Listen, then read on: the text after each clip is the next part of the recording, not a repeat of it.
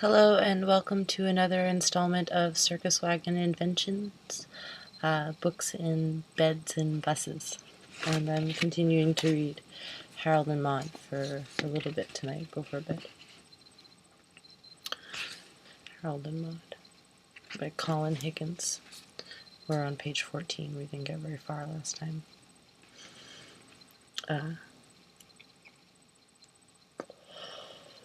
She stopped by her bathroom door and looked at herself in the full-length mirror. Throwing back her shoulders, she patted her stomach. Not bad, she thought. Staying young is purely a question of staying thin. She opened the door and turned on the bathroom light. Harold laid wide-eyed on the bathtub, his throat slashed, and blood dripping from his neck and wrists. "My God!" she shrieked. "My God! Oh, this is too much! Too much!" She turned and fled, crying down the hall. Harold turned his head and listened. In the distance he could hear his mother's hysterical wailing. He looked at himself in the blood-streaked mirror and broke into a faint, satisfied smile.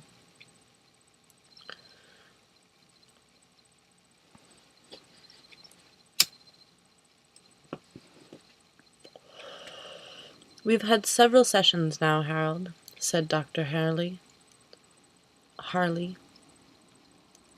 "But I don't think we can truthfully say that there has been much progress. Would you agree?"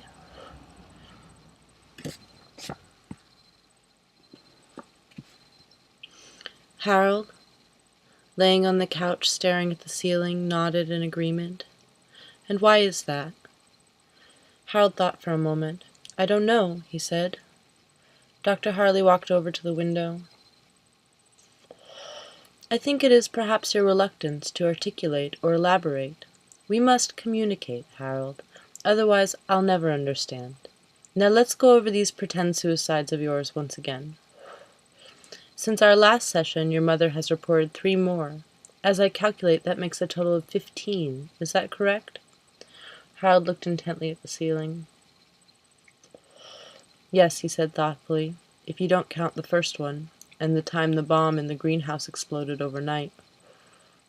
Dr. Harley ran his hand over his thinning hair. 15, he said. "And they were all done for your mother's benefit?" Harold considered that for a moment. "I would not say benefit," he concluded.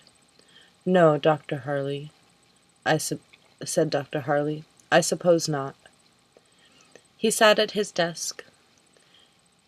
"But they were all designed to elicit a particular response from your mother. Isn't that so? For example, the squash skull incident we talked about last time. You placed the dummy with the cantaloupe behind the rear wheel of your mother's car so that when she backed up she thought she had run over your head. Now the hysterics she displayed then, would that be the kind of thing you'd be aiming for in these last 3 attempts? Am I right?"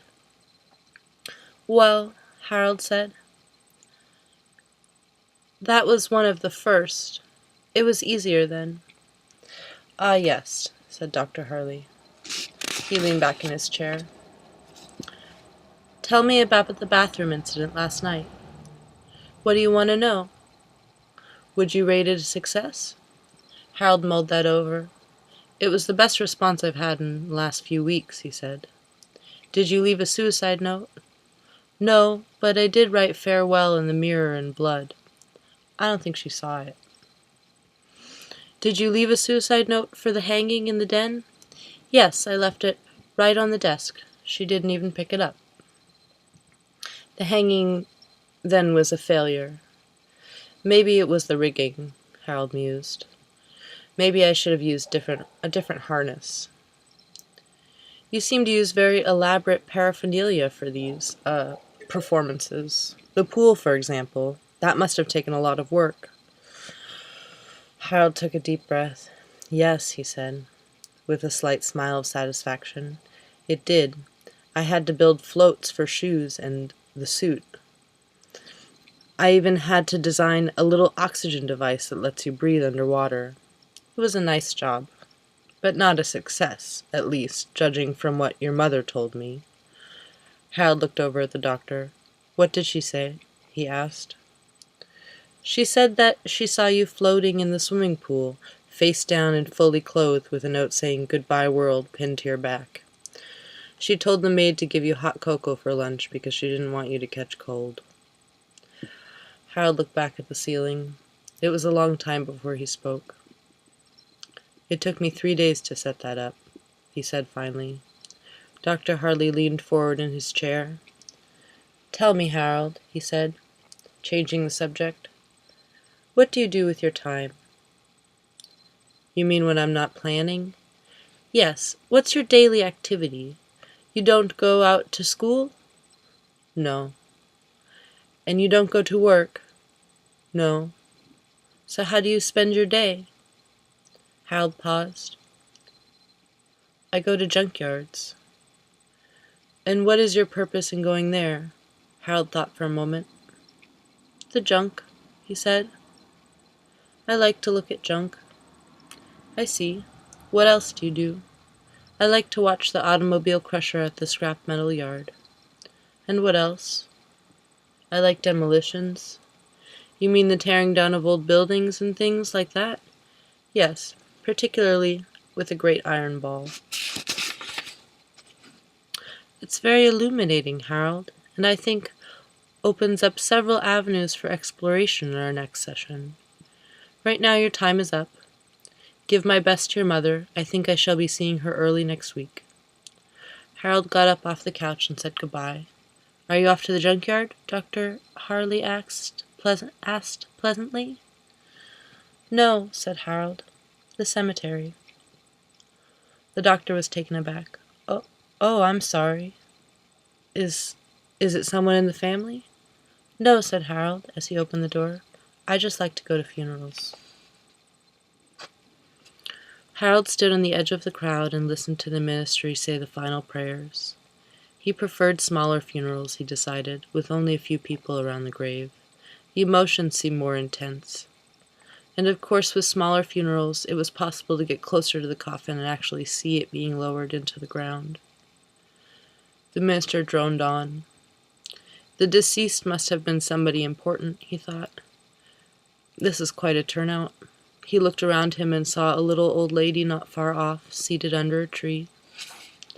She looked like one of the mourners, and Harold would have paid no attention to her, except that she was eating a slice of watermelon and spitting the seeds into a paper bag. He stared at her, more than a little puzzled. She seemed to be completely at ease, observing and enjoying everything around her, as if she were having a picnic in a neighborhood park. The minister's prayer drew close, and Harold decided to leave. He took a final look at the old lady, and concluded that she was definitely an odd one. Very weird, he said to himself, and climbed into his hearse and drove away.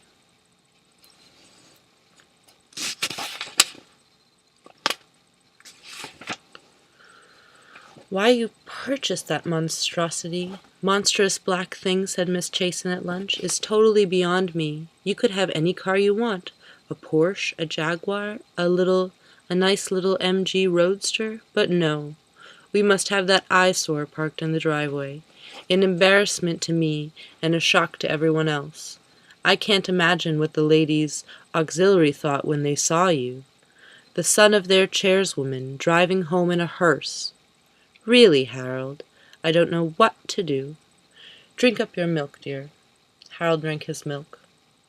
"It's not as if you were a stupid boy," continued Miss Chasen. "On the contrary, you have a very high IQ, so I simply don't understand this mortuary preoccupation.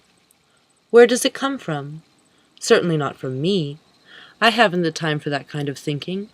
From the minute I wake to the minute I go to bed at night, I am constantly on the move, doing things, committees, luncheons, the ballet. Never an empty moment.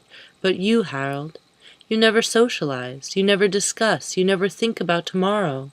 You merely fritter away your talents on those sanguine theatrical stunts, your little divertissements.